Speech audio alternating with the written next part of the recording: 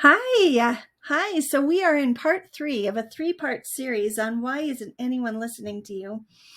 If you haven't heard parts 1 and 2, they're pretty important. They're the other reasons why people might not be listening to you or why you feel like you don't have a voice. So you can find that on this page and go listen to parts 1 and 2. But go ahead and keep listening to this one because they don't have to be listened to in order. This is a very deep spiritual reason that we're going to get into today. It might be a little heavy for some of you, but go ahead and comment on here anyway and listen through to the end because you might be surprised at this reason why your voice is not heard by other people. So click on the subscribe button, comment below, and I'm so glad you're here. Let's get right into this. So in Job 41, there is a really interesting chapter, and I would just really encourage you to go read through that when we're all done here, because Job 41 is a chapter about a Leviathan. That is really interesting. You guys are probably going, what in the world is Leviathan? Well, you can find out more about Leviathan in the book of Isaiah, in the book of Revelation.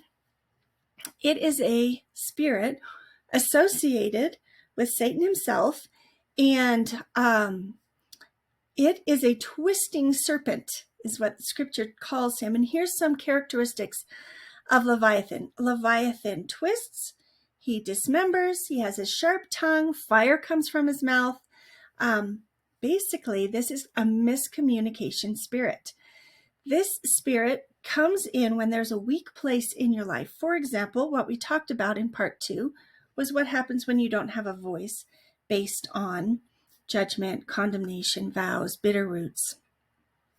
When you have a wound in your life in the form of your voice wasn't heard, it kind of gives an opening for the enemy to come in and attach to that wound and start oppressing you in this area.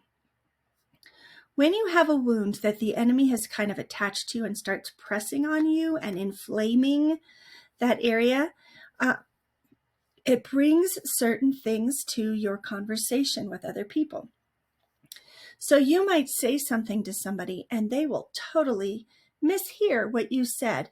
Your words will get twisted from between their mouth and your ear. The word gets twisted somehow and offense rises up, or you just can't understand what they're saying, or your feelings, you start thinking less about yourself. You start feeling wounded by what they said. It's a spirit of miscommunication. So a word comes out and it twists, and you hear it completely different than it came out. The same is true for when you speak. If that Leviathan spirit has attached itself to your communications and your relationships, whenever you speak, somebody might be hearing it twisted. So if you feel like nobody ever really understands you, like you say something and they take it as an offense or they take it wrong, do you hear that? Do you always hear, you're taking it wrong? No, that's not what I meant. No, I didn't. That's not what I said. If those things rise up in your conversations with other people, you might have gotten an inroad or a wounded place where the enemy has attached itself and is pressing on you. So when you're not trying to understand what somebody else has to say, when you want to be offended, when you just expect that they're going to be offending you anyway, or when it feels like they do that to you, like you're trying to talk to them, you're trying to be friendly, you're trying to be kind, and no matter what you say, they end up offended. That spirit has come in and it's been allowed to silence you and to lack clarity in your conversations.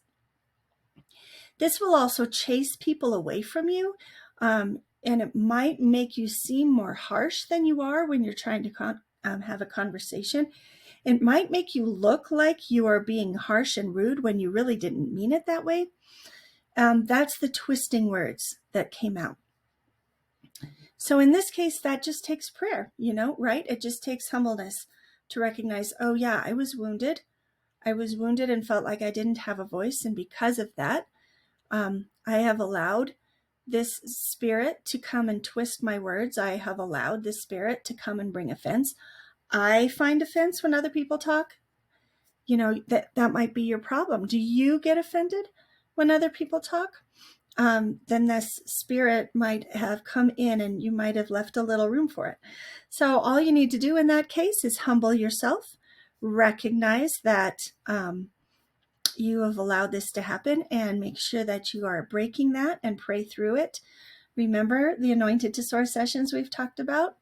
I will help you go through that. I will help you break that. I will help you get your voice back. So go to my website and find an anointed to soar session and sign up for that.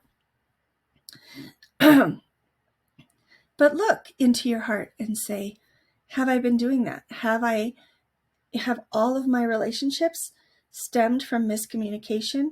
This spirit likes to attack families and church groups as well. It likes to bring miscommunication and offense into a family. It likes to bring miscommunication between parents and children, and it likes to break apart. And so if you have had breaking apart because of communication errors and problems, and nobody really wants to hear what anyone else has to say because of offense, it might behoove you to do some spiritual warfare and deal with this issue so that sweet communication can be restored in your family and in your church, your marriage. All right, so I hope these 3 sessions helped you. Remember, if you didn't see them all, go back and see part 1 and 2. And I hope you're having a beautiful day.